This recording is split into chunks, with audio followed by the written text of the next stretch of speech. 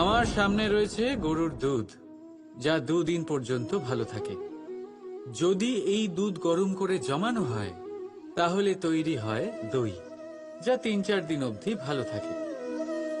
যদি এই দইকে মন্থন করেন তৈরি হবে মাখন, যা অনেক সপ্তাহ ভালো থাকে।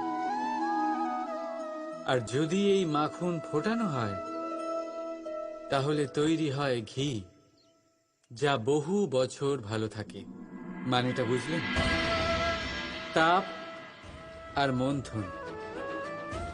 জীবনে যত পরীক্ষায় উত্তীর্ণ হতে পারবেন, যত কষ্টের তাপ সহ্য করতে পারবেন, যত মন্থনের বাধা পেরোতে পারবেন, ততই যশ, শক্তি আর সামর্থ্য বাড়তে থাকবে।